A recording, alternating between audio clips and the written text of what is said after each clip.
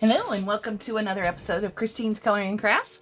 I'm Christine and we will be doing some more work in the Maria Trolle Twilight Garden. Oh, forgot to move my charger wire. That's me. I thought I would do something different today in that I would play really loud music. But no, I brought up someone else's YouTube, Coloring with Dan, and I will charge. I will charge him below. I will tag him below. I guess this was all started actually by Amanda Colors, so I'll tag her below too. It is basically 20 questions. And it's basically kind of get to know your colorist or your artist or your crafty person in life. First, we'll start off with the colors of the Caran D'ache Supracolors I'll be using. I'll be using light green 221. And then I will be using grass green 220. And last but not least, we will be using dark green 229. And this time I'm going to remember to use my lighter colors first. Yay! Then of course my Derwent water brush, which if you have these and didn't know, the paint comes off so you won't know your sizes after a while. So you'll just have to take the cap off and go, wow, that's a size 1. Anyway, I'm sure you saw the other side of the page.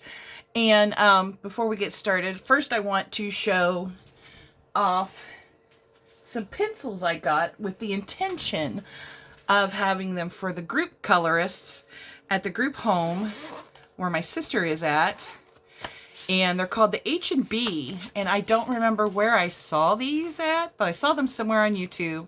And the 72 set comes with its own case. As you can see, I have used them. I've tried them out. Used some of them prolifically.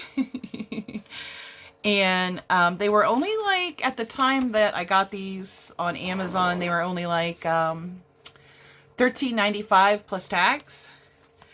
And actually, it'll come up in another video. Hold on, my thing's coming off. My wrist brace. And part of this was that other, for that other video, just basically for research. And I know, well, I don't know if you guys could tell on the video that the colors are different, but I've colored a full page with the H&Bs, and I have tested some H&Bs out in this book. The page that I colored was actually on Amazon paper, and they do great, by the way. But I was testing out H&Bs on this side and Castle Arts on this side, because I was like, man, these really feel like the Castle Arts Soft Touch. They're very creamy for a budget pencil, and I actually think that they would be a good stand-in for Castle Arts if you don't have a Castle Arts budget. These are like very budget-friendly pencils, the H&Bs, and I really like them. I like them enough to go try to save up for the full-size set. Anyway, let's get started here, and we'll get started with my lightest color. Where's my thing? So I don't accidentally start smushing around colors on this other page. Oh, there's a little flower I missed. I'll get him later.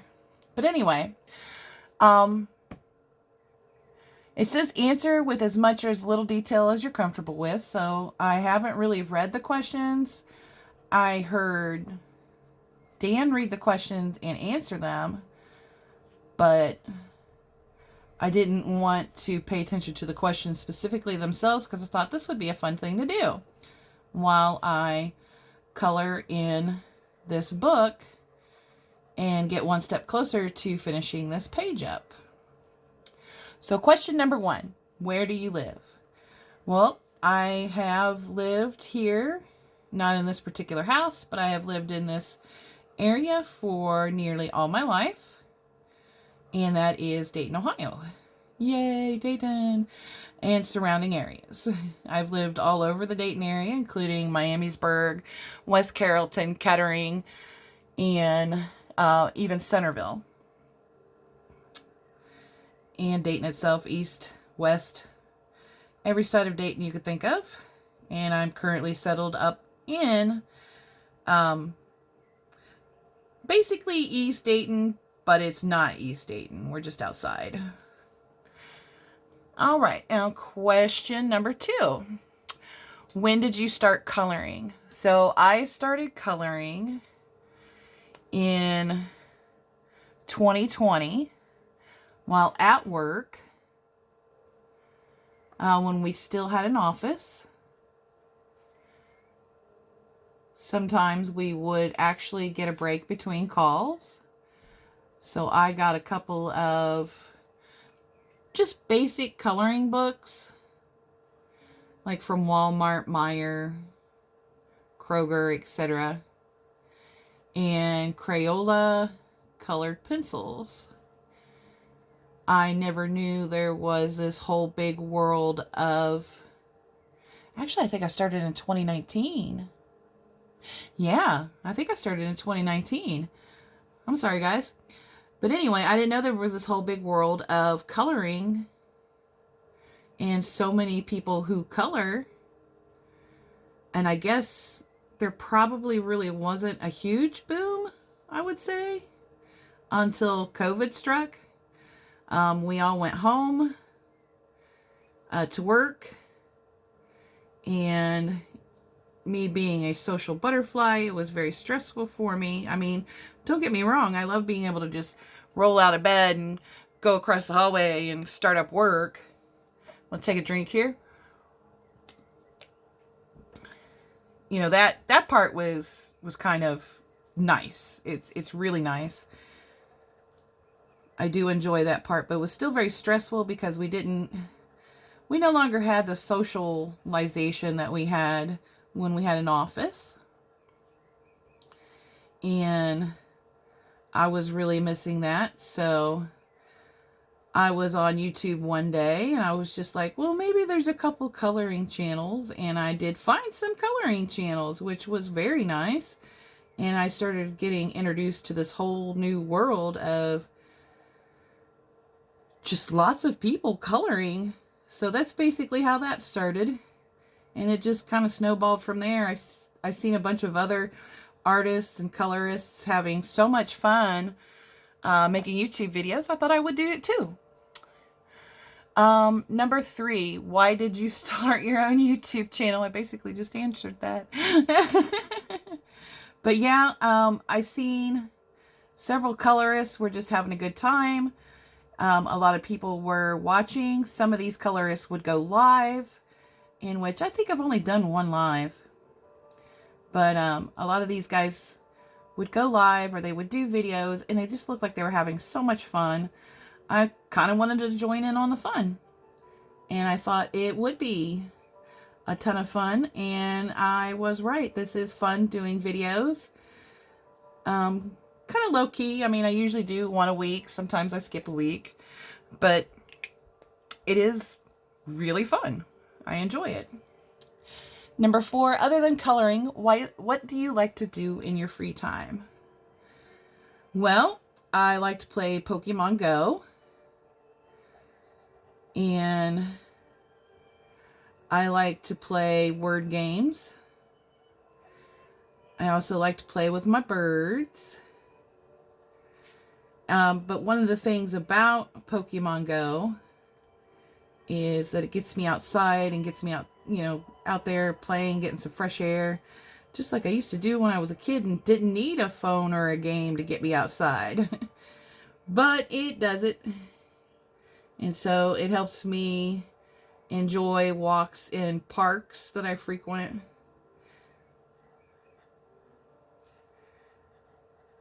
And it's just a lot of fun for me. I get my exercise in, my old people exercising, and I get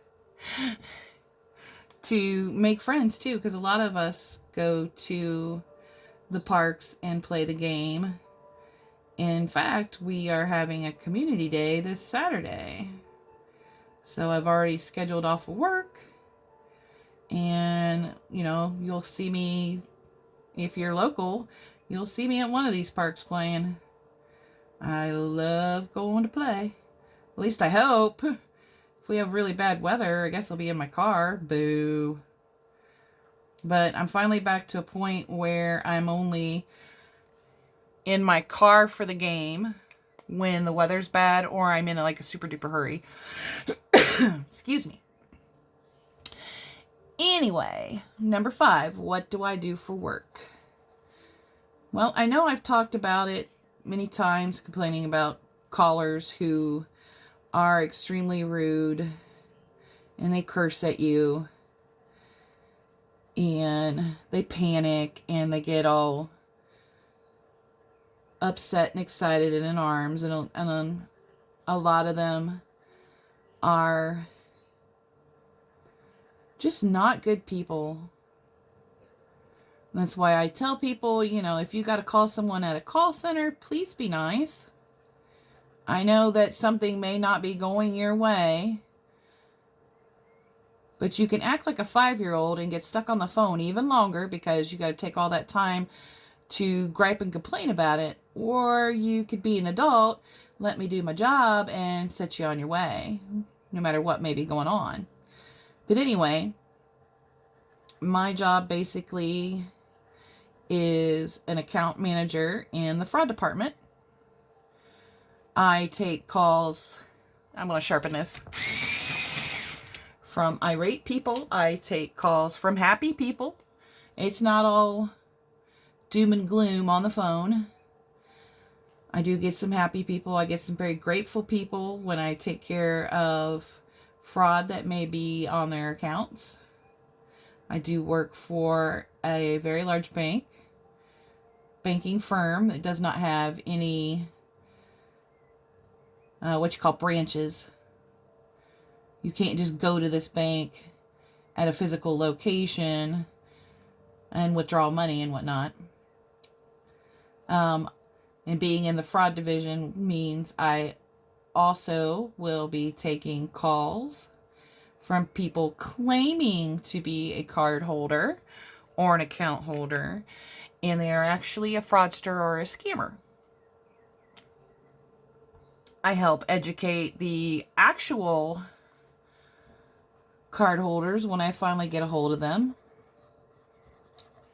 and help them get new cards. And by educating, I mean I give them tips and tricks on how to avoid scammers, because most of these people were contacted by a scammer, and the scammer was trying to do what we call a refund scam and get these people to put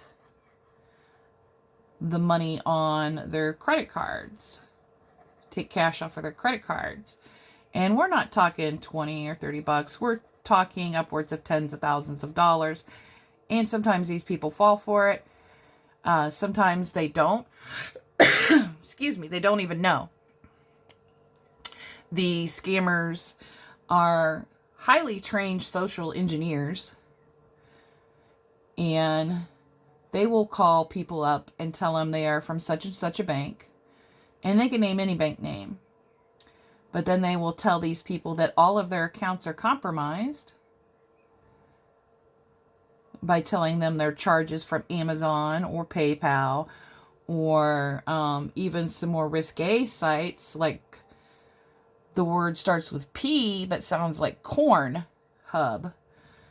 You know, and they get people in a panic about these charges because they'll usually say, you know, they're $300, $400, $600, $1,500, $2,500, you know, $3,000 charges on their accounts, in anywhere ranging from their credit cards to their actual bank account, when really none of that has happened. And I'll give you guys two little tips. We will never volunteer any kind of employee identification number. It doesn't happen. We don't volunteer our numbers. You absolutely have to ask for one if you want it. But some scammers have even gotten past this, and they won't volunteer any type of employee number. So the second one, which I'm sure scammers will watch this video and catch on, but they constantly evolve and grow anyway, because like I said, they're expert social engineers. But the second one, the most important one, is if you have an account with Chase and you have an account with Capital One, Chase cannot see your Capital One accounts. Capital One cannot see your Chase accounts. Whatever may be the bank they're claiming to be from, and they're saying all of your accounts from like Chase, Capital One, American Express. Sorry, I needed another drink. Comenity, Synchrony, any of those banks, then they're scammers. Without a doubt, they're 110% a scammer, because none of us can see any other bank's information. It doesn't happen. We can only see our own bank's accounts, be they checking, savings, or credit card. We can only see our own bank accounts. We cannot see anybody else's banks. We could tell you every card, every savings, every checking, and every investment you have within our own banks, but we cannot see anybody else's. It's called competition for a reason, and we don't share. We just don't. And number three, I should say, which is a bonus, I guess, is whether you call somebody or not, make sure that if you do call somebody, you didn't Google the number. That's another way scammers get you. Make sure you don't call a number listed in an email. If you have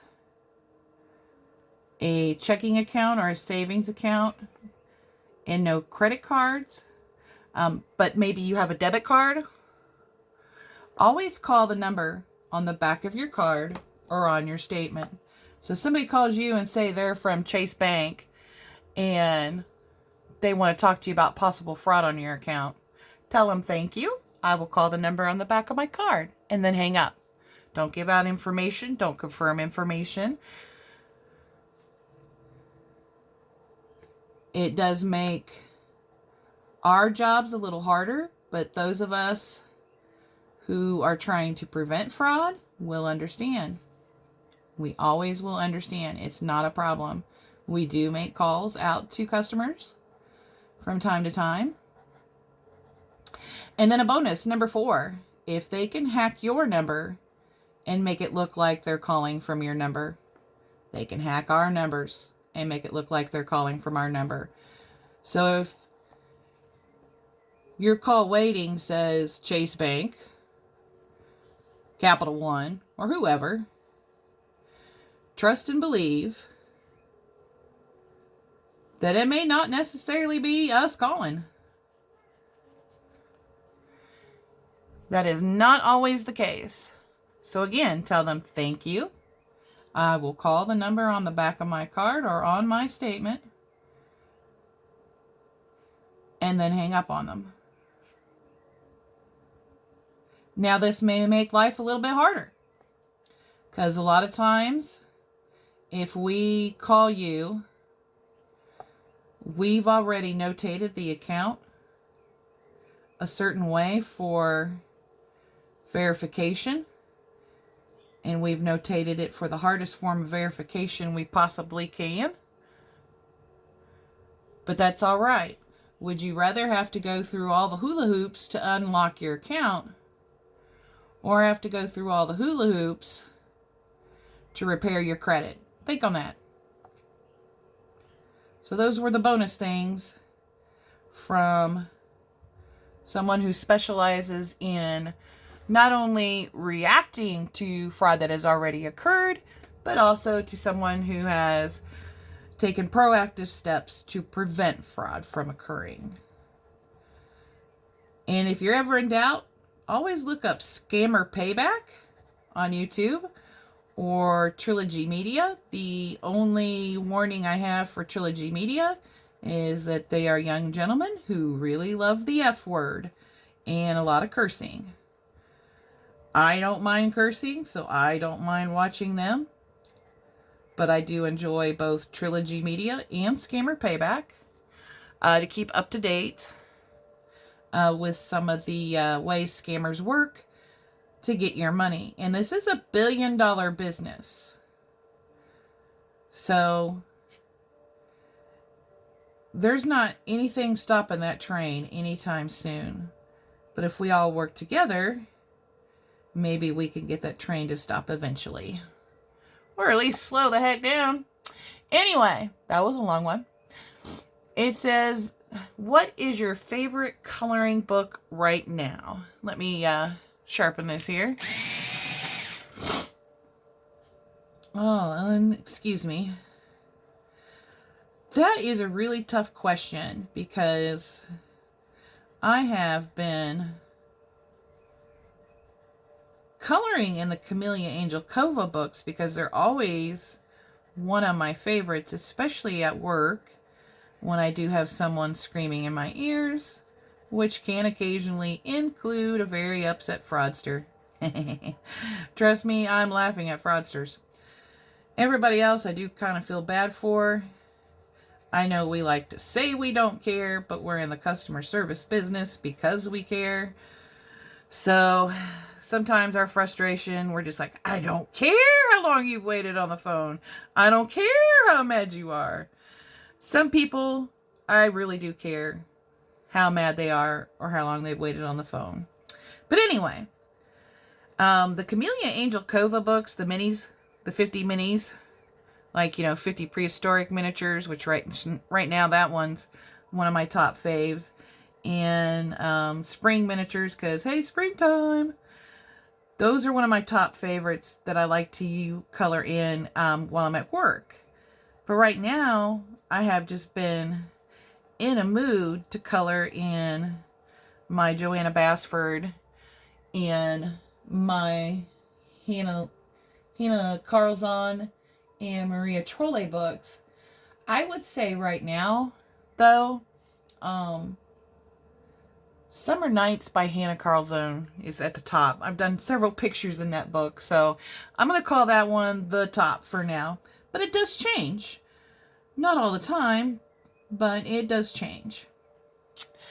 And then, what is your favorite coloring medium right now?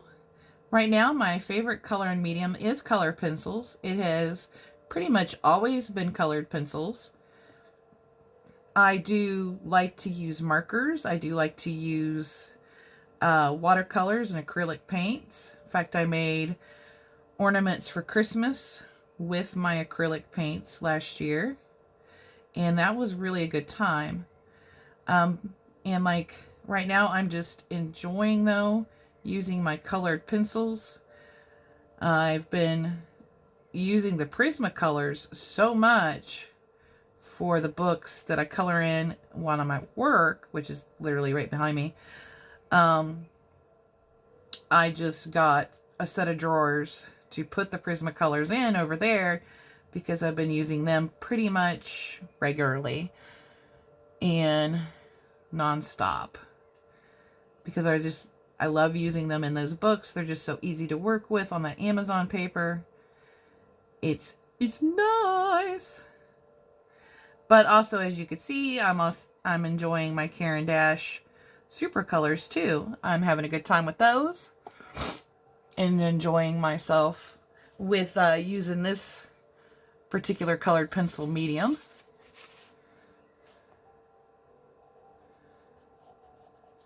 And it's just a ton of fun. I love colored pencils, even when you have to layer and layer and layer and layer and layer.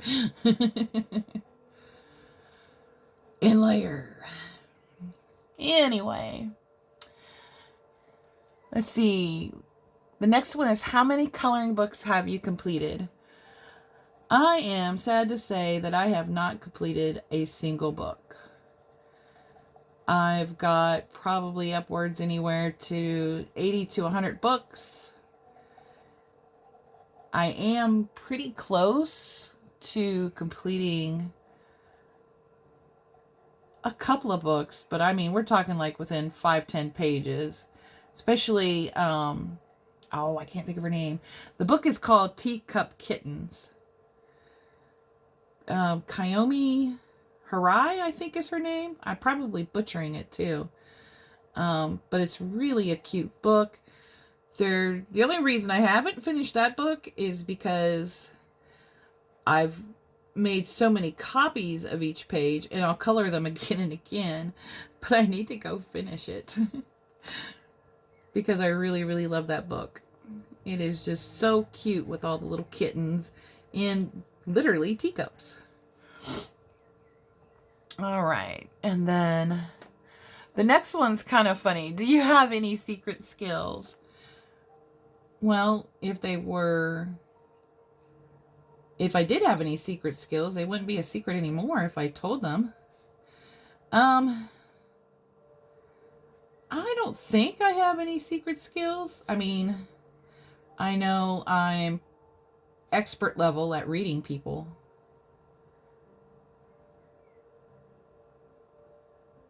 It's kind of like a sixth sense. I can even read them through the phone.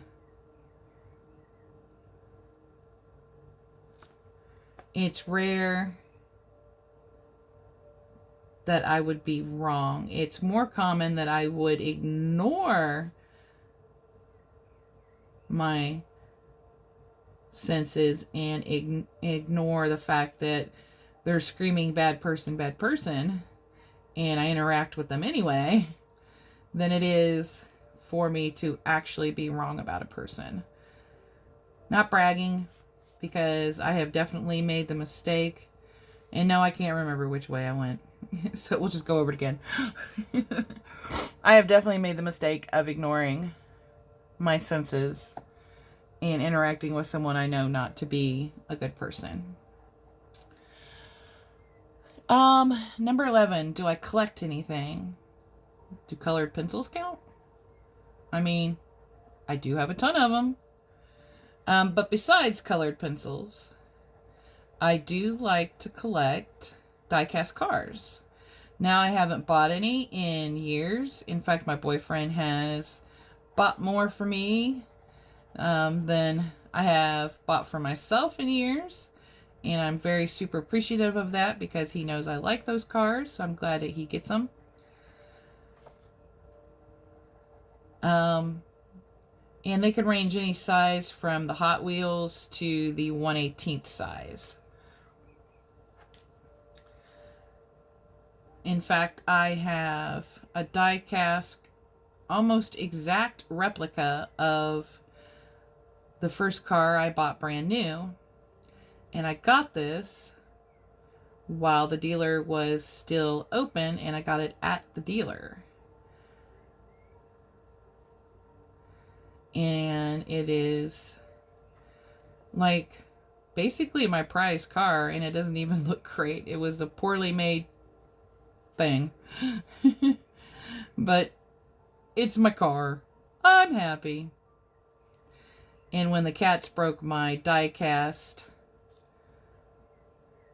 case, that car was one of two survivors. It was a big case, and I lost a lot of cars, and my boyfriend plans on repairing them for me. Yay! They're never going to look the same, but he'll make them good as he can. And then the next question, what is your greatest accomplishment in life so far? Living? Not to be morbid or sound like a morbid person. That's the only word I can think of. But I have lost family members. Three families. That really sounds bad. I have lost 3 family members to suicide. That's why I'm very passionate about suicide awareness and depression awareness and anxiety awareness. So I guess you could add those as things that I do outside of coloring. I try to share on the anniversaries of my parents' deaths, the suicide awareness hotline, links for help with depression and anxiety and PTSD. My father served at in the Vietnam War, and he didn't come back right. According to everyone I talked to that knew him, including my mother, he didn't come back right. And he struggled with those demons for decades. And in 2004, he finally ended it. And even though I knew she missed him, and I knew she was very mentally ill, would often not take her medication. Let me sharpen this again. I didn't know the extent of her depression until I read my mom's diaries. She was already passed when I read them, so please don't judge me. I just wanted to understand why she would purposefully wreck her car with my sister in it.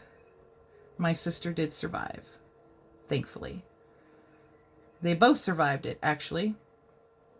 So her first attempt was actually unsuccessful.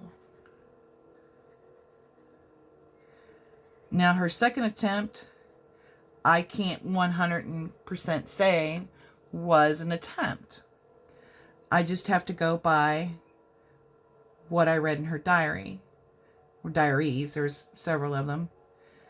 She had written in her diaries that she wanted to pass away by car wreck or COVID.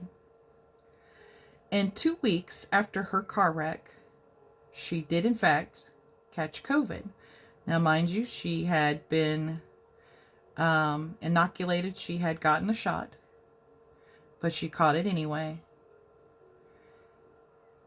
And on November 13th, 2021, she passed away.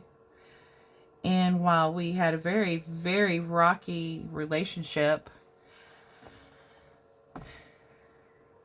in fact, at the time that this occurred, we had gotten in a huge argument and had not been talking for a while.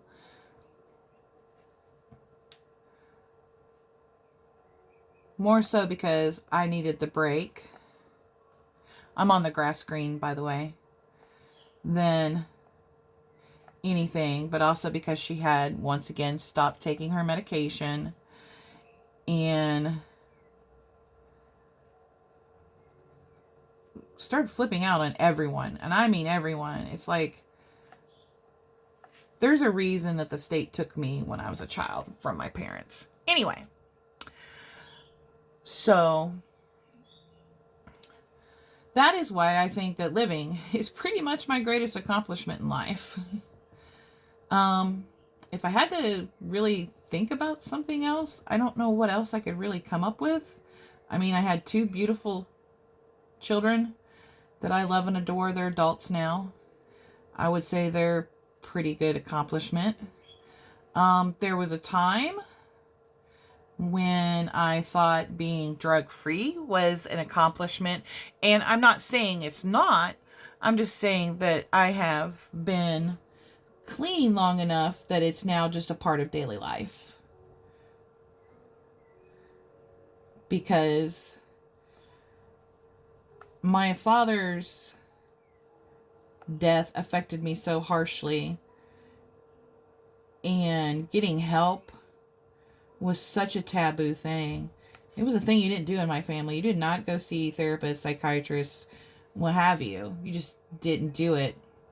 You know, except for when your mom wants attention and she locks you up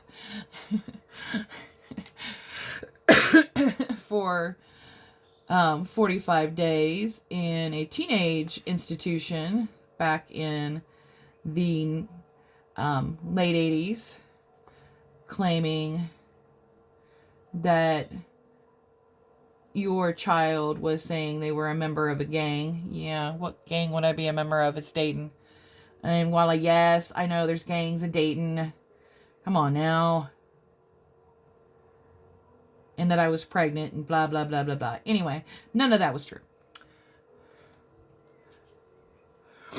She was just doing what she always did, painting me to be the bad guy so she could be the good guy. And poor her. I was such a difficult person. I was a typical teenager. It was typical teenage issues. Anyway. But yeah, his death had affected me so hard that instead of seeking out help, which is another reason why I'm a big proponent of suicide and depression awareness, you know, and mental illness awareness, it hit me so hard that I started hanging out with the wrong kind of people. And one day somebody was doing something and I asked them, "What are you doing?" And they said, "A bad habit." And then I should have seen the red flag when they said, "Do you want to try it?" Sure. Almost 3 years later, I had nearly ruined every aspect of my life. You name it, I messed it up. Yes, I did. I did it with gusto. I looked in the mirror one day and I just saw a stranger looking back at me and I said, I've got to stop. And I did have one relapse, but after that relapse, because you know, you had to celebrate your 30 days clean by going and getting high, right? Anyway, after that relapse, I took it way more seriously and I have not used since 2009. Which that is a huge accomplishment for any of us. And while there are some hard days, they aren't going to get me down and I am not going back. It is going to be a cold day and you know where before I do that again. Anyway, so I guess that in a way that was a good accomplishment. All right, what is your favorite childhood memory? Oh, being by myself, not having to deal with all the insanity in my house. Because, let's just say it, my mom was not a great person at all. Back then, she didn't have anything or any resources whatsoever to get help for her own issues. So, I'm not trying to paint her in a bad light. I don't think she did the best she could given her circumstances, but she did have a hard childhood too. I think she was just passing along the insanity. I don't think she meant to, but she was. But aside from that, my most favorite time was going to the Pew Pew shows with my dad and my sister, because we would get a hot dog and a pop and walk around with Dad, and I had no idea what we were even doing there, and I didn't care. I was just spending time with my sister and my dad, and despite common sibling rivalry, I love my sister. It's just that we did spend a lot of time doing the sibling rivalry thing. Now we kind of joke about it because she will still do the copying me thing, and I'll tease her, stop copying me. And then we'll copy each other for the next hour and a half because it's funny. Anyway, that is my favorite childhood memory, with one in particular being, instead of going to the Pew Pew show, we actually went to the same arena called the Hare Arena. It's gone now. That place no longer exists. And I have a picture of it where I got to go inside the Knight Rider 2000. And by the way, it's 2023. Where is my kit car? I don't have no kit car. But that was a lot of fun too. My daddy took me there to go see that car. That was my favorite show back then. And it was really a good time because I got a hot dog and a pop too. Every time we went there, it was hot dog and pop. And I do not know what about those hot dogs made them so delicious, but they really were. They probably put poison in there. Anyway, what am I passionate about? Well, I pretty much answered that question. I'm very passionate about the mental health awareness, suicide awareness, depression awareness. I do have depression and anxiety myself, and PTSD. Let's just say my father going out the way he did was very traumatic. It was the most traumatic thing I've ever experienced. And like many vets, I do have PTSD from it. So I'm very passionate about bringing awareness to light for mental illness and suicide. What is something that always makes me smile? There is nothing that makes me smile more. Literally, no matter what I do, even coloring by myself, that even though it makes me smile, nothing makes me smile more than coloring with my sister. She is 45. Sorry, I had to think about it. Going on 46. She has Down syndrome. She does live in a group home. She is a creature of habit. And she does not like change. My mother put her there after my father died, saying she could not care for my sister, which I did not object. But moving her to my house would have a variety of negative impacts on her, I think. So I go there every other Wednesday. For the most part, if I'm not feeling well, I'm not going there. I don't want to get people sick. But we go there, and like just yesterday when I went there and we colored and we had such a good time. I just left the building with the biggest smile on my face.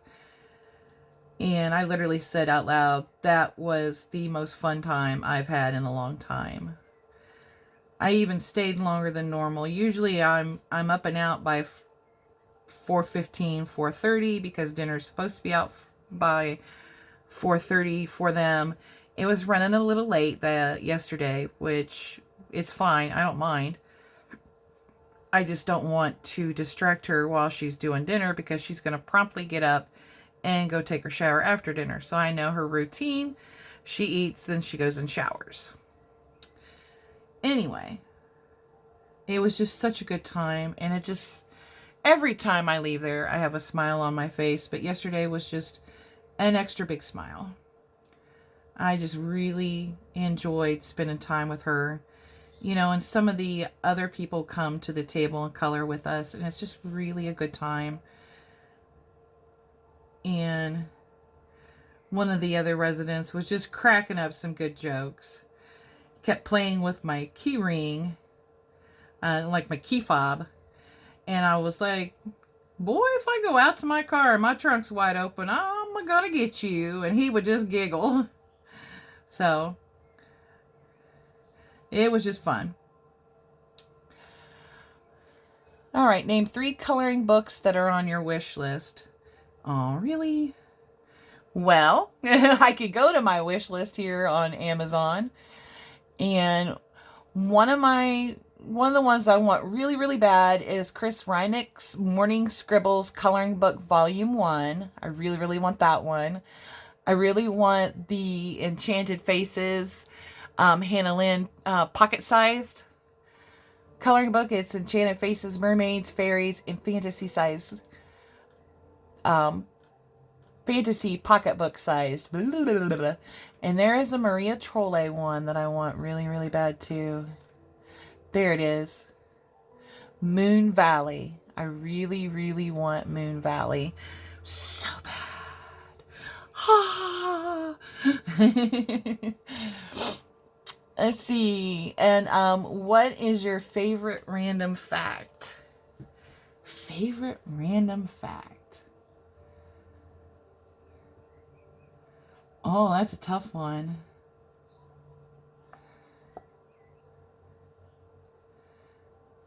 There's just so much stupid stuff I know.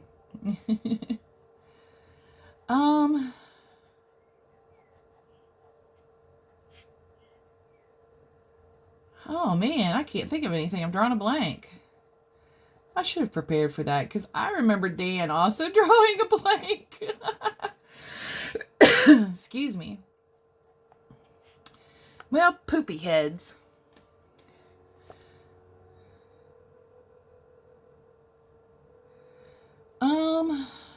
We'll come back to that one. Maybe. What coloring book do you wish extended is the next question, or existed is the next question. I was going to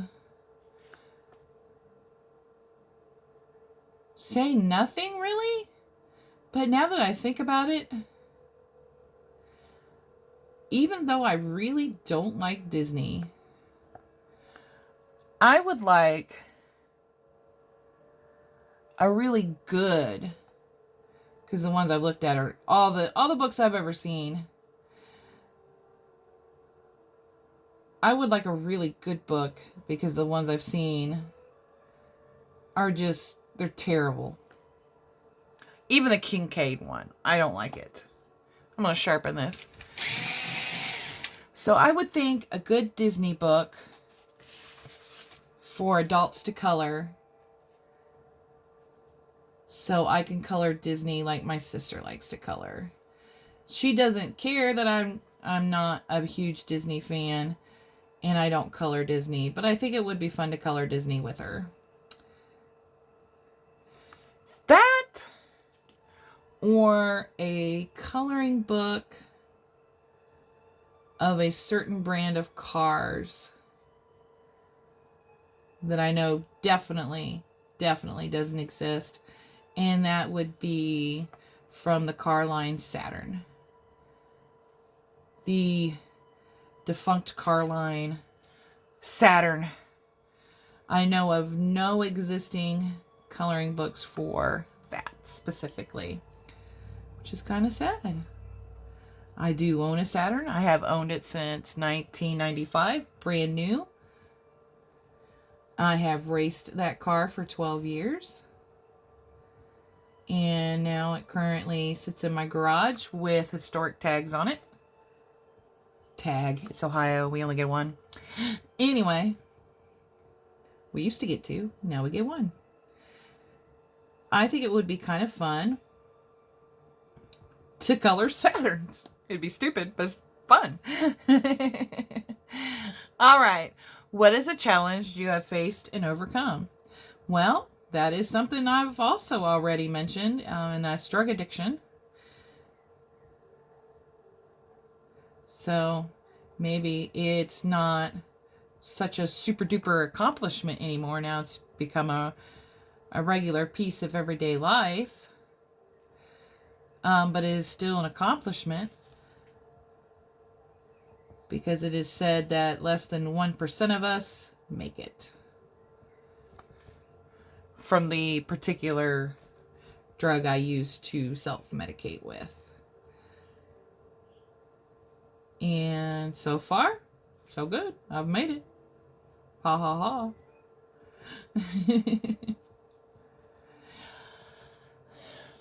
All right. What is the strangest food combination you enjoy? Well, there's a couple. I like tomato sandwiches with mayonnaise. I don't like mayonnaise on much of anything else. I will eat it on like a turkey sandwich or like a BLT. But I'm not a mayonnaise fan usually. I also like peanut butter and banana sandwiches. And I don't know how strange this is. It may even be an Ohio thing or a Midwest thing or a thing that you guys enjoy is Wendy's fries with a Wendy's Frosty. Dip them on in.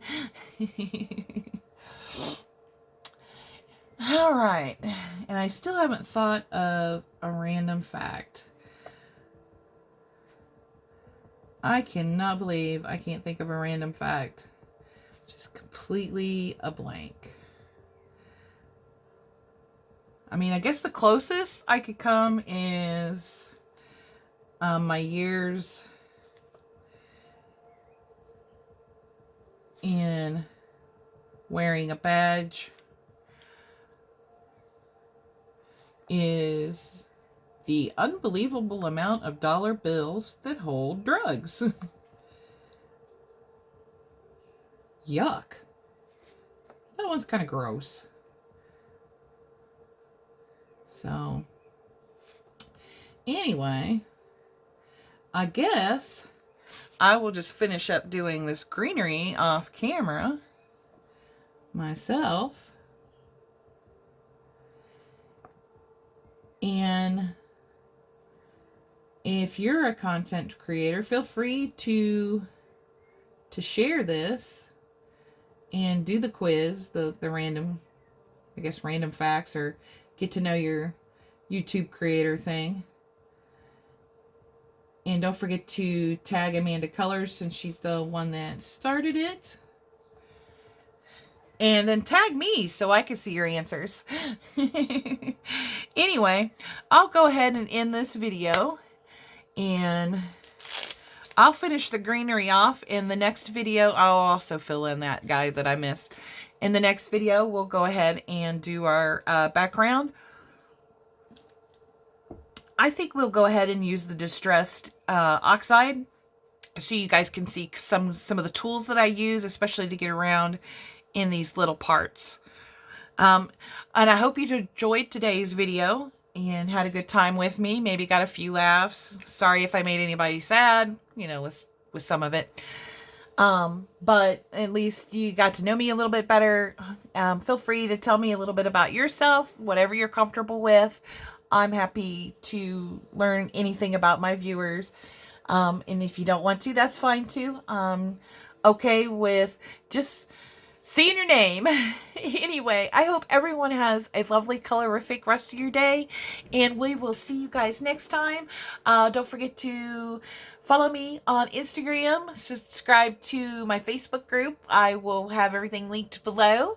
And take care of yourselves, all right? And have a great weekend. Bye!